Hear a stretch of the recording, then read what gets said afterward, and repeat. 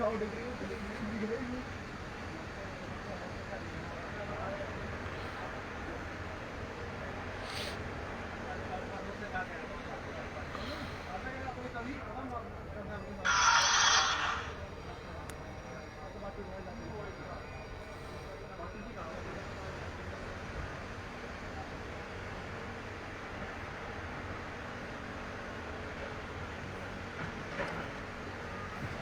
राम भाइयों, जुड़ो एक भाई सारे भाई।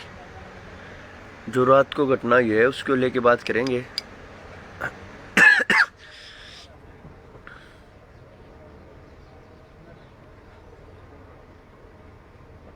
रात को एक बहुत बड़ी साजिश रची गई है। कुछ लोग पकड़े भी गए जिसमें लड़कियां भी शामिल थी और लड़के भी शामिल थे। और यहाँ के कुछ लोकल पुलिस वालों के साथ उन्होंने नाम बताए हैं, एसएचओ के और भी कई अधिकारियों के नाम बताए हैं कि भाई कुछ लोग चाह रहे थे इसमें दंगे भड़कवाना।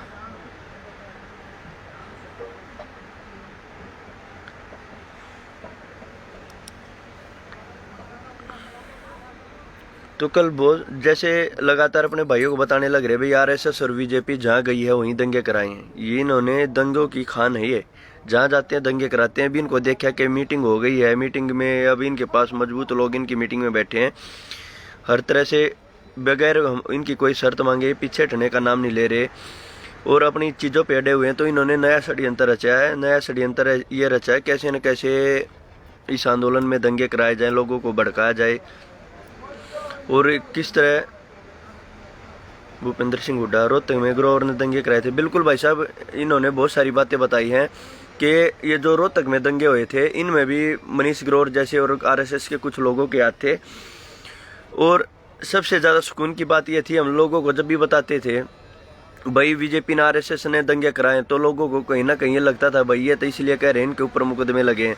तो कल बहुत ज़्यादा बातों का खुलासा हुआ है और खुलासा उन्हीं ने लोगों ने किया जो कल रात को पकड़े गए। उन्होंने ये कहा है कि भाई जो 2016 के दंगे कराए थे उनमें भी हम शामिल थे। करनाल जब खट्टर का प्रोग्राम था वहाँ भी दंगे में हम शामिल थे। और अब भी कुछ लोगों को इन्होंने बताया कि काफ़ी लड़कों और लड़कियों की टीम बना के यहाँ भेज रखी है आंदोलन के अंदर और उनको हथियार दे रखे हैं और हथियार दे के दंगे कराना चाहते हैं। तो भाइयों बात ऐसी है, जब वो युवक कल पकड़ा गया है उसके पास जो शक हुआ कि ये कैसे कर रहा है, तो कल उसने कैसे पकड़ा गया, वो एक लड़की के साथ छेड़छाड़ की उसने पहले। और वो छेड़छाड़ का कारण भी बता भाई छेड़छाड़ क्यों करा। छेड़छाड़ करने का कारण बता कि भाई इसलिए छेड़छाड़ कर रहा था कहीं इसको करके और सरदार अपने हथियार वगैरह निकाल लिया, सरदार उसके ऊपर हमला कर दिया, उसको पीटने की कोशिश करे। फिर ये पता लगे कि सरदारों के पास क्या हथियार है, कैसे क्या लेके आए हुए हैं। जब लोगों ने पकड़ा वो डर गया और पकड़ने के बाद जत्थाबंदी को जब वो सौंपा गया है और सौंपने के बाद उसने कबूल किया कि बहुत सारी बातें कबूल की। उसने कबूल किया कि हमारे को रुपए मिलते हैं, आरएसएस बीजेपी और पुलिस के कुछ अधिकारी हमारे को रुपए देते हैं और हमारा काम है दंगे कराना। तो उसने सब बातें कबूल ली। मैं आपको वीडियो भी दिखाऊंगा। उसने कबूल के ये बात कही है कि पहले हमारे को इस्तेमाल किया गया जाट आंदोलन में, जब जाटों का आंदोलन चला हुआ था, कि हमने कुछ लोगों ने वर्दी डाली, पुलिस की वर्दी पहनी हुई थी और पुलिस की वर्दी पहन के हमने लोगों के ऊपर लाठीचार्ज की और गोलियां भी चलाई। और गोलियां चलने के बाद लोगों में इतना ज़्यादा आक्रोश हो गया कि उनको लगा कि पुलिस ने गोलियां चला दी और फिर इसलिए दोनों तरफ से इस तरह का माहौल ख़राब हो गया और दोनों तरफ से गोलियां चली। और गोलियां चलने के बाद जितने भाई जुड़ रहे सब तक ये मैसेज हर जगह जाना चाहिए, क्योंकि ये आंदोलन में किसी तरह की गड़बड़ी ना हो जाए। बहुत सारी बातें हैं जो अपने भाइयों तक करूँगा, क्यों रात को 1 बजे तक प्रेस कॉन्फ्रेंस चलती रही, बहुत सारी बातें निकल के आई हैं।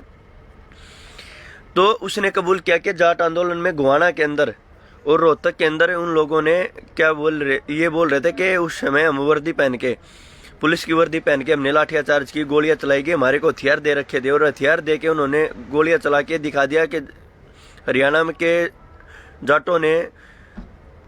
जाटों के ऊपर पुलिस वालों ने गोलियां चला दी। ये बोले कि पुलिस ने गोलियां नहीं चलाई। ये बोल रहे थे कि पुलिस की वर्दी पहन के हम लोगों ने गोलियां चलाई और गोलियां चलाने के बाद दोनों तरफ से दंगे भड़के और दंगे भड़कने के बाद ऐसा माहौल हो गया कि सब जगह ये फैल गया कि जाटों को बदनाम करना है और ये आंदोलन करने लग रहे हैं और जाटों को इस आंदोलन में बदनाम करके जाटों को दिखाना है।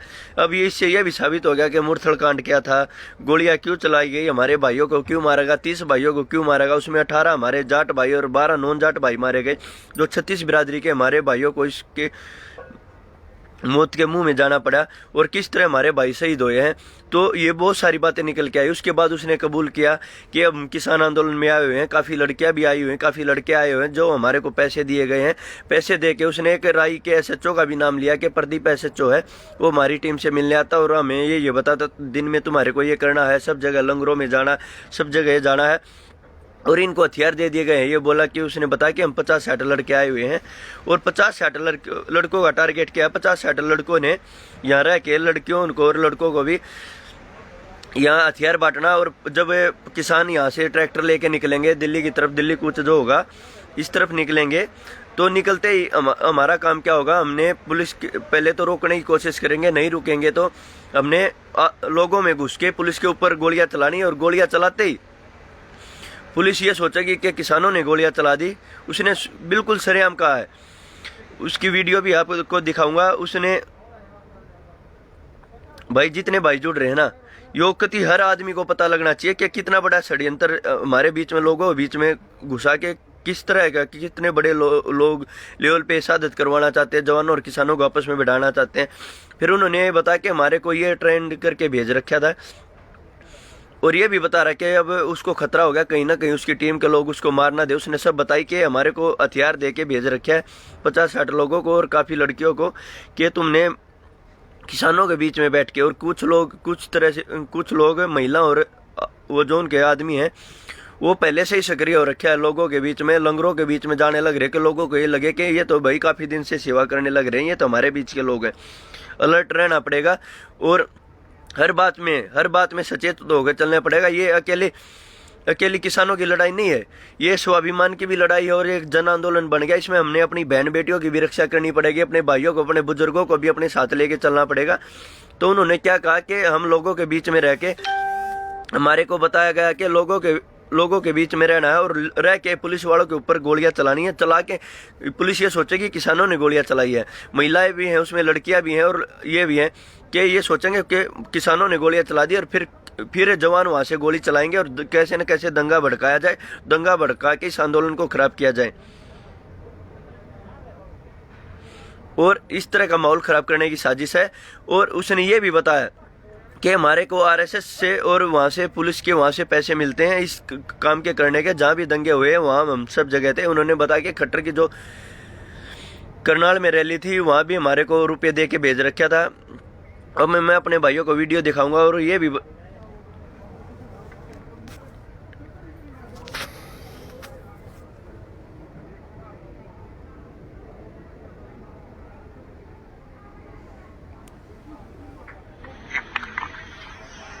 माखन बुक के पास और दूसरा वो गली में।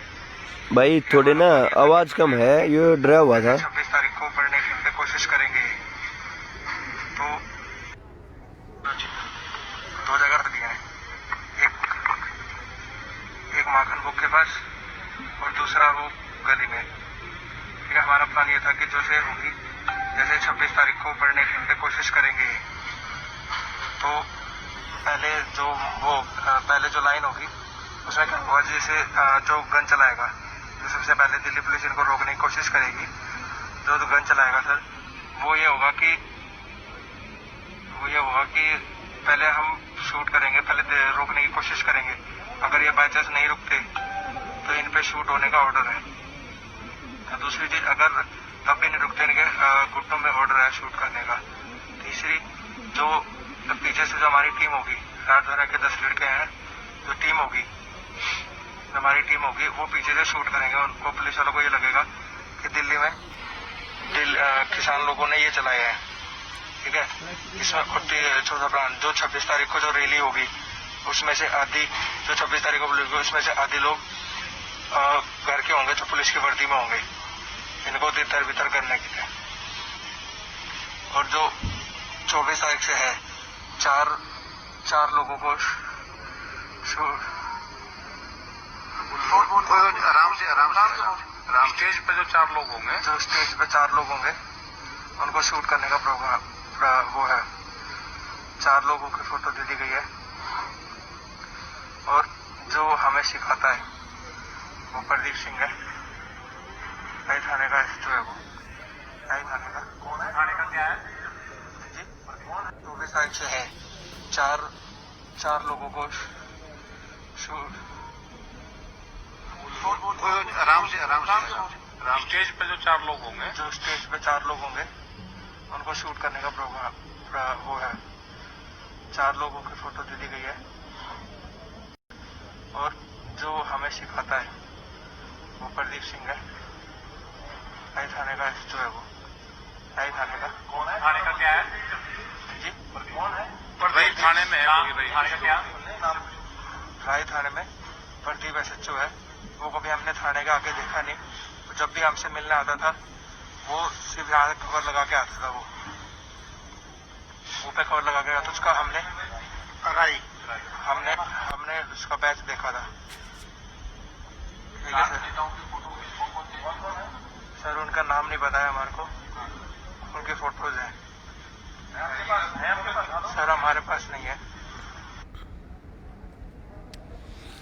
भाइयों ये पकड़ा गया, इसने बताया कि इसको टारगेट दे रखा है। इसके फोन, जब भी इसका फोन भी पकड़ा गया, फोन में इसने फोटो दिखाए कि भाई हमारे का राय का जो SHO है उसने भेज रखे हैं और हमारे से दिल्ली मिलने आता मुंह ढक के। और इसने ये बताया कि 4 लोगों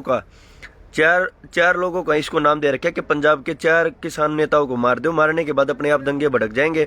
इनको टारगेट दे रखा था कि स्टेज पे जब भी चढ़ेंगे, ये स्टेज पे चढ़ते ही तो इनको 4 किसान नेताओं को मारने की जो इनका टारगेट था। 4 किसान नेताओं को, 4 किसान नेताओं के इसने फोटो दिखाए फोन में अपने में। इसने दिखा कि ये 4 किसान नेताओं को हमारे का टारगेट दे रखा है, इन 4 किसान नेताओं को मारना है। वो इसने फोटो दिखा दिए कि वो 4 के 4 पंजाब के हैं, तो इनको मार दो कि पंजाब और फिर हरियाणा जितने किसान हैं ये भड़क जाएंगे, कह देंगे हमारे किसान नेताओं को पुलिस ने मार दिया। और ये बीच में घुसा रखे। मैं अपने जवान भैया देखो, जितने पुलिस के जवान खड़े हैं भाई, देखो 26 तारीख को हर हाल में अंदर जाएंगे, हर हाल में अंदर जाएंगे। किसी भी ताकत से रुकने वाले नहीं है। बैरिकेड हटा के हर हाल में अंदर जाएंगे और रिंग रोड पे परेड करेंगे। दिल्ली के चारों तरफ परेड करेंगे। पुलिस वाले भाइयों से रिक्वेस्ट है, बहुत बड़ी साजिश रचने जाने लग रही है। आपसे रिक्वेस्ट है, आप हमारे भाई हो, आराम से रास्ता खोल देना, नहीं तो बैरिकेड को हटा के ट्रैक्टरों से सीधे दिल्ली के अंदर जाओगे। और अकेला एक टिकरी और नजफगढ़ का रास्ता नहीं है। लड्राउंड से निकलो, बहादुरगढ़ से निकलो, सैदपुर से निकलो, दिल्ली जाने के बहुत ज्यादा रास्ते हैं। जहां से भी रास्ता मिले अंदर जाओ। ये टारगेट नहीं करना कि एक जगह से रोकने लग रहे, जाम लग रहे हैं। बहुत ज्यादा रास्ते हैं, अंदर जाना हर हाल में। ये देखो ना किस हाल में कितनी बड़ी साजिश रचने लग रहे हैं। ये बोला कि हमारे स्नैपर आए हुए हैं, स्नैपरों को टारगेट दे रखा है, बिल्कुल पीछे बैठे हैं और स्नैपरों को टारगेट दे रखा है। जो टारगेट भी किस तरह के दे रखा है ये सुनने मत। टारगेट उन लोगों को दे रखा है जो मीटिंग में ज्यादा वो कर रहे थे, भाई नहीं मांग माननी है। कुछ लोग ज्यादा ये कर रहे थे, किसी भी हाल में वापस नहीं जाएंगे, हमारी मांगों को मानो। कुछ सरकार ने वो चेहरे चिन्हित कर दिए, ये ज्यादा कर रहे हैं, ये पीछे डंडा नाम नहीं ले रहे, उनको टारगेट कर रखा है कि उन 4 किसान नेताओं को मारना है। स्नैपर भी इन्होंने मंगवा रखे हैं। इन्होंने बोला कि उन्हें फोटो दिखाई कि इनको मारने की साजिश रची जाने लग रही है। सभी भाइयों से रिक्वेस्ट कर रहा हूँ भाई, 26 जनवरी तक देखो बड़े आराम से, बड़े शांतिपूर्वक चलने का ये है कि जितने ही भाई हमारे हरियाणा तारे हैं, पंजाब तारे हैं, और जितने ही भाई, सभी से रिक्वेस्ट है भाई, अपनी अपनी ट्रैलियों में चेक करना, कोई इस तरह का लोग ना आ रहा हो, कोई इस तरह की महिला और लेडीज ना आ रही हो। भावुक होगा किसी को बैठा मत लियो ट्रैलियों में, गाड़ियों में। कोई ये कह दे मैं किसानों के साथ आई हुई हूँ या किसानों के साथ हूँ। और कोई भी आदमी इस तरह का ट्रैली में चढ़ो, उसकी चेकिंग करो। किसी के पास हथियार, कट्टा वगैरह ये सामान ना हो, कहीं ना कहीं हमारे आंदोलन को खराब ना कर दे। बड़े शांतिपूर्वक तरीके से चलना, बैरिकेड हटा के, पत्थरों को हटा के। इन चीजों से घबराने की जरूरत नहीं कि इतने पत्थर लगा दिए, बैरिकेड लगा दिए, कुछ नहीं। हम जितने भाई युवा साथी हैं बिल्कुल बॉर्डर के शुरू में बैठे हैं, सबको रास्ता साफ करके देंगे। इसके लिए चाहे कुछ भी करना पड़े, बैरिकेड, पत्थर, 1 घंटे का काम है, 1 घंटे में सब कुछ साफ कर देंगे।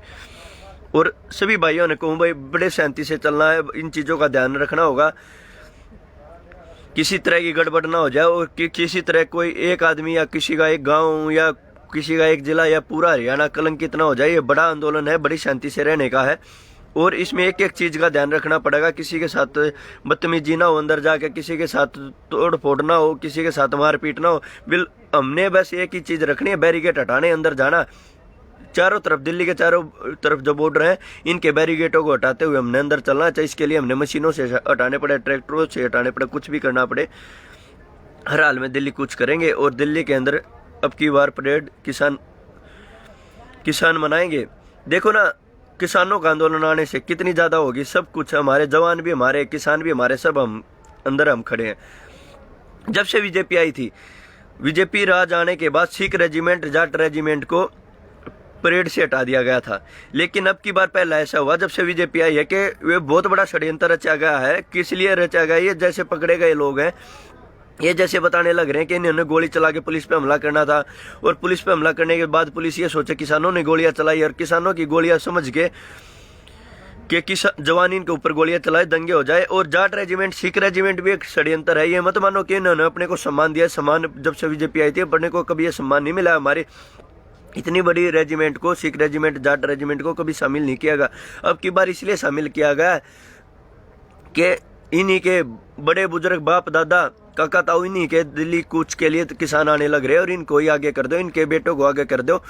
क्योंकि सिख रेजिमेंट, जाट रेजिमेंट सारी की सारी राजस्थान, यूपी, हरियाणा, पंजाब से है, और उनको पता है यही किसान आने लग रहे हैं। आसपास से जितने हैं, जो राजस्थान के हैं, चाहे यूपी के हैं, चाहे वो हरियाणा के, चाहे पंजाब के हैं, तो ये एक बड़ा षड्यंत्र रचना जाने लग रहा है। तो मैं अपने भाई, जितने भाई हमारे जाट रेजिमेंट में, सिख रेजिमेंट में, जिन साथियों से लगातार बात भी होती रहे, अपने भाइयों से कहा, भाई अगर तुम सस्पेंड हो जाओगे, तुम्हारी नौकरी दोबारा मिल सकती है। इसमें ये मान लेना, अगर इस तरह की बात होगी, तुमने किसानों का, पुलिस वालों ने साथ दिया, तुम्हारी बहाली दोबारा हो सकती है। और तुम ये भी मान ले, फिर इससे यह भी होगा तुम्हारे किसान आंदोलन में तुम्हारा सही होगा। लेकिन अगर तुमने अपने बाप दादाओं पर किसी तरह का कुछ करने की कोशिश करी, तो ये देख लेना रिटायरमेंट के बाद, और कहीं ना कहीं तुम्हारे मन में भी ये रहेगा कि तुमने नौकरी पे रहते हुए बहुत गलत किया। सबका सहयोग है और सबका साथ लेकर चलना पड़ेगा। और भाई जहाँ तक हो गया, पूरी ये है कि पुलिस अपने आप नाके खोल देगी और अच्छे से स्वागत होगा दिल्ली में। पूरी ये परेड किसान मना के आएंगे, किसी तरह पीछे हटने की जरूरत नहीं है। हर हाल में वापसी शांतिपूर्वक होगी, शांति से चलेंगे। और सभी भाइयों से रिक्वेस्ट है, भाई अपनी अपनी ट्रॉलियों में, गाड़ियों में, आसपास लंगरों में सब ने ध्यान रखना, कोई असामाजिक तत्व ना आ जाए, कोई इस तरह की एक्टिविटी ना कर दे। और एक बात का ध्यान रखना, जितने भी किसी भी गांव तक जितने भाई आने लग रहे, कुछ पहुंच गए, काफी ट्रैली, हजारों ट्रैली और आने लग रही है, पंजाब से, हरियाणा से लाखों ट्रैक्टर ट्रैली हो जाएंगी 26 जनवरी के लिए। आपकी ट्रैली में कोई दारू पिया हुआ, कोई ड्रिंक किया हुआ इंसान ना बैठा हो, चाहे तुम्हारा खुद का क्यों ना हो, चाहे परिवार का क्यों ना हो, ऐसे आदमी को लेके नहीं आना जिससे तुम्हारे ऊपर कलंक लगे, या कोई ऐसी एक्टिविटी हो जाए, कोई ऐसी वीडियो कोई बना ले जिससे माहौल खराब हो। तो सभी को शांति से आना और अच्छा माहौल देंगे, और ये दिखा देंगे नरेंद्र मोदी को कि किसान क्या है। सभी भाइयों को राम राम, जय जवान जय किसान।